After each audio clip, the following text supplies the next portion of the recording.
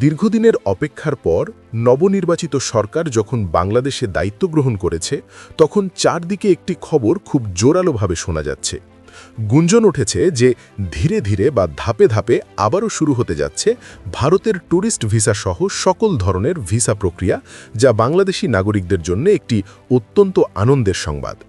বর্তমানে বাংলাদেশ এবং ভারতের মধ্যকার দ্বিপাক্ষিক সম্পর্ক কিন্তু বেশ উন্নতির দিকে অগ্রসর হচ্ছে এবং দুই দেশের মধ্যে কূটনৈতিক আলোচনাও বেশ ইতিবাচক। দীর্ঘদিন ধরে ভিসা প্রক্রিয়া বন্ধ বা সীমিত থাকার কারণে অনেকেই অধীর আগ্রহে অপেক্ষা করছেন কবে আবার স্বাভাবিকভাবে ভারতে ভ্রমণ করা যাবে। পর্যটন, চিকিৎসা, ব্যবসা বা আত্মীয় স্বজনের সাথে দেখা করার উদ্দেশ্যে প্রতি বছর লাখ লাখ বাংলাদেশি ভারতে যান। তাই এই ভিসা পুনরায় চালুর বিষয়টি সাধারণ মানুষের কাছে অত্যন্ত গুরুত্বপূর্ণ। এরই মাঝে একটি নির্দিষ্ট খবর বা গুজব লোকমুখে এবং সামাজিক যোগাযোগ মাধ্যমে ব্যাপকভাবে ছড়িয়ে পড়েছে।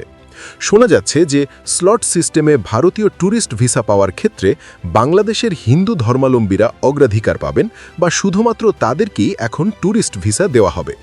আসলে এই কথা কতটা সত্যি বা এর পেছনে কোনো ভিত্তি আছে কিনা এটা অনেকেই জানেন না এবং এই নিয়ে জনমনে বিভ্রান্তির সৃষ্টি হয়েছে। যদি সংক্ষেপে এবং আমি স্পষ্টভাবে এই প্রশ্নের উত্তর দিই, তাহলে আমাকে বলতে হবে যে না, ভারতের ট্যুরিস্ট ভিসার স্লট সিস্টেম হিন্দু বা মুসলিম ধর্মভিত্তিতে আলাদা করে দেওয়া হয় না। এমন কোনো অফিসিয়াল নিয়ম বা প্রমাণ কিন্তু বাংলাদেশ বা ভারতের কোনো কর্তৃপক্ষের কাছেই একদমই নেই। এটি সম্পূর্ণ একটি ভিত্তিহীন দাবি। মূলত প্রথমেই আপনাদের খুব ভালোভাবে বুঝতে হবে যে কোনো দেশের ভিসা দেওয়ার আসল নিয়ম বা শর্তগুলো আসলে কী। ভারতের ভিসা সাধারণত যে গুরুত্বপূর্ণ জিনিসগুলোর উপর নির্ভর করে সেটা হচ্ছে আপনার দাখিল করা সঠিক ডকুমেন্টস বা কাগজপত্র। এর মধ্যে সবচেয়ে জরুরি হলো আপনার ব্যাংক স্টেটমেন্ট বা আর্থিক সচ্ছলতার প্রমাণ। এরপর রয়েছে আপনার বর্তমান কাজ, চাকরি অথবা ব্যবসার বৈধ কাগজপত্র। পাশাপাশি আপনার পূর্ববর্তী ট্রাভেল হিস্ট্রি বা অন্য দেশে ভ্রমণের রেকর্ড অত্যন্ত গুরুত্বের সাথে দেখা হয়। ভিসার ক্যাটাগরি, যেমন আপনি কি মেডিকেল ট্যুরিস্ট নাকি বিজনেস ভিসায় যাচ্ছেন, তার উপরও অনেক কিছু নির্ভর করে। সবচেয়ে বড় কথা হলো সিকিউরিটি ক্লিয়ারেন্স বা নিরাপত্তার বিষয়টি। এখানে ধর্ম, যেমন একজন আবেদনকারী হিন্দু নাকি মুসলিম, এমন কোনো অফিসিয়াল ক্রাইটেরিয়া কিন্তু ভারতীয় হাইকমিশনের নিয়মে একদমই নেই। এরপর আপনাদের পরিষ্কারভাবে বুঝতে হবে যে এই স্লট সিস্টেমটা আসলে কি এবং কেন এটি ব্যবহার করা হয়।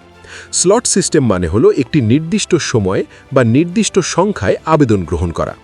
যেহেতু বাংলাদেশ থেকে প্রতিদিন হাজার হাজার মানুষ ভারতের ভিসার জন্য আবেদন করেন, তাই একসাথে অতিরিক্ত চাপ সামলানো ভিসা সেন্টারের পক্ষে অনেক সময় কঠিন হয়ে পড়ে। এই অতিরিক্ত চাপ কমানোর জন্যে এবং শৃঙ্খলার সাথে কাজ করার জন্য সীমিত পরিসরে অ্যাপয়েন্টমেন্ট বা স্লট দেওয়া হয়। এটি করা হয় শুধুমাত্র প্রশাসনিক সুবিধা এবং ভিড় এড়ানোর জন্যে। মূলত কোনো নির্দিষ্ট ধর্ম বা গোষ্ঠীকে বিশেষ সুবিধা দিতে কিন্তু এই সিস্টেম তৈরি করা হয়নি। এখন আপনাদের মনে স্বাভাবিকভাবেই একটি প্রশ্ন আসতে পারে যে তাহলে এমন কথা বা গুজব কেন চারদিকে শোনা যাচ্ছে। বাংলাদেশে অনেক সময় এ ধরনের ভিত্তিহীন কথা কিন্তু খুব দ্রুত ছড়িয়ে পড়ে।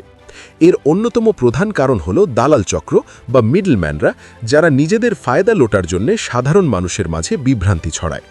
কিছু লোক হয়তো কাকতালীয়ভাবে বা তাদের কাগজের শক্ত ভিত্তির কারণে দ্রুত ভিসা পেয়ে যান, তখন অন্যরা মনে করেন হয়তো বিশেষ কোনো সুবিধায় বা ধর্মের কারণে তারা ভিসা পাচ্ছেন। এছাড়া বর্তমান সময়ে সোশ্যাল মিডিয়ায় যে কোনো যাচাই ছাড়া তথ্য খুব দ্রুত ভাইরাল হয়ে যায়। মানুষ সত্য মিথ্যা যাচাই না করেই সেগুলো শেয়ার করতে থাকেন। মূলত এই ব্যাপারগুলোই কিন্তু এমন কথা শোনা যাওয়ার অন্যতম প্রধান কারণ। বাস্তবে পরিস্থিতি পর্যালোচনা করলে দেখা যায় কিছু ক্ষেত্রে সাধারণ মানুষ মনে করতে পারেন যে ভিসা পাওয়ার ক্ষেত্রে হয়তো কোনো পার্থক্য আছে। যেমন বর্তমানে মেডিকেল ভিসা কিন্তু বেশ দ্রুতই হচ্ছে, কারণ চিকিৎসার বিষয়টি মানবিক এবং জরুরি। যাদের পুরনো ট্রাভেল হিস্ট্রি আছে বা আগে ভারত ভ্রমণের রেকর্ড আছে, তাদের ক্ষেত্রে সিদ্ধান্ত নিতে সুবিধা হচ্ছে।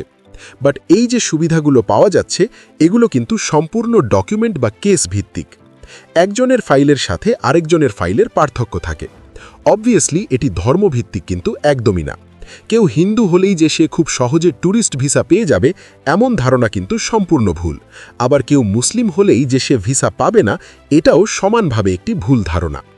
মোটামুটি বাস্তবভিত্তিকভাবে এবং ইমিগ্রেশন নিয়মের আলোকে যদি বলতে হয় তাহলে বলতে হবে ভারতের ট্যুরিস্ট ভিসা যখন পুরোদমে চালু হবে তখন কারা আগে পাবেন বা কাদের আগে ভিসা পাওয়ার সম্ভাবনা খুব বেশি থাকবে।